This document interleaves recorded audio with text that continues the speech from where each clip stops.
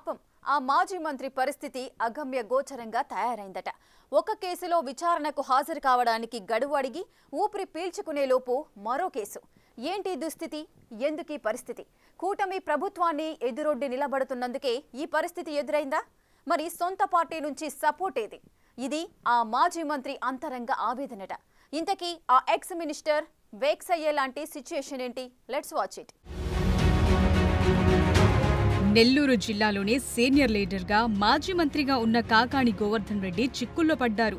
ఒకటి అరా కాదు, వరుస కేసులతో సతమతమవుతున్నారు. ఇటు వరుస కేసుల కాక అటు సొంత పార్టీ సపోర్టు లేక ఆయన పరిస్థితి వర్ణనాతీతంగా మారిందిట.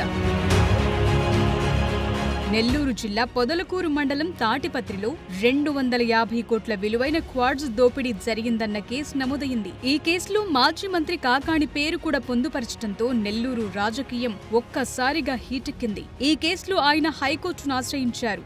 ఇదిలా ఉంటే విచారణకు హాజరు కావాలంటూ పోలీసులు ఇప్పటికే 2 సార్లు నోటీసులు ఇచ్చారు. ఈ నోటీసులకు మాజీ మంత్రి సరిగా స్పందించలేదు. విచారణకు కాకాణి వస్తారా రారా అన్న చర్చ నడుస్తుండగానే మరో కేసు నమోదైంది. ప్రస్తుతం ఇది హాట్ టాపిక్ గా మారింది. మైనింగ్ కేసులో అదనంగా ఈ SC/ST కేసు నమోదైంది. రుస్తుం మైన్స్ లో పేలుడు పదార్థాల వినియోగం విషయంలో గిరిజనులను బెదిరించినట్టుగా కాకాణిపై అదనపు సెక్షన్ల కింద SC/ST అట్రాసిటీ కేసు నమోదు కావటం ఇప్పుడు హాట్ టాపిక్ గా మారింది.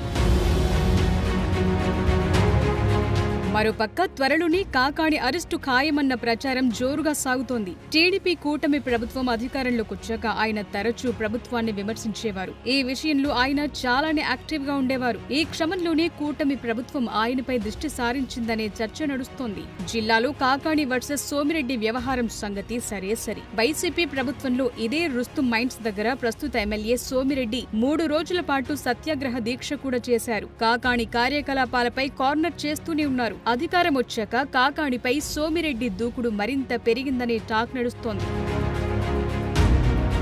మాజీ మంత్రిపై వరుస కేసులు నమోదు కావటం కూడా జిల్లాలో ప్రస్తుతం అతిపెద్ద చర్చగా మారింది. జిల్లా నుంచి బలమైన వాయిస్ వినిపించే కాకాణిపై కేసులు నమోదు కావటం పార్టీపై ప్రభావం పడే అవకాశముందన్న ఆందోళన వ్యక్తం చేస్తున్నారు కార్యకర్తలు. మిగిలిన నాయకులెవరూ జిల్లాలో పెద్దగా యాక్టివ్ గా లేని దుస్థితి. ఇటు జిల్లా సమస్యలే కాక అటు రాష్ట్ర స్థాయిలోనూ పార్టీ తరపున నిలబడి కలబడే నాయకుడిగా కాకాణికి పేరుంది. ఈ పరిస్థితుల్లో ఆయనపై వరుస కేసులు వెంటట్టం పార్టీకి కష్టాలు తప్పవన్న ప్రచారం జరుగుతోంది.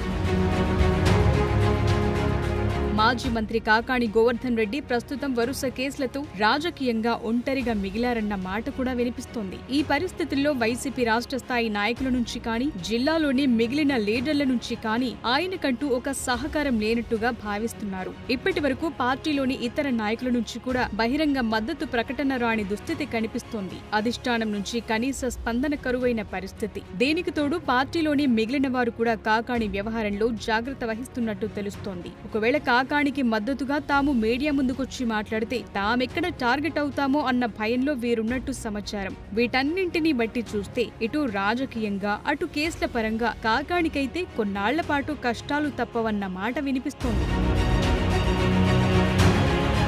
హైకోర్టును ఆశ్రయించిన కాకాణికి అక్కడ కూడా ఎదురుదెబ్బ తగిలినట్టు తెలుస్తోంది. కాకాణిపై చర్యలు తీసుకోకుండా మధ్యంతర ఉత్తర్వులు జారీ చేయలేమని ఉన్నత న్యాయస్థానం చెప్పింది. దీంతో మింగలేక కక్కలేక అన్న పరిస్థితులు కాకాణి పడ్డట్టుగా తయారైందట. మరి చూడాలి కాకాణి తనకొచ్చిన ఈ కష్టాల నుంచి ఎలా గట్టెక్కుతారో. For more videos like this, subscribe Big TV channel.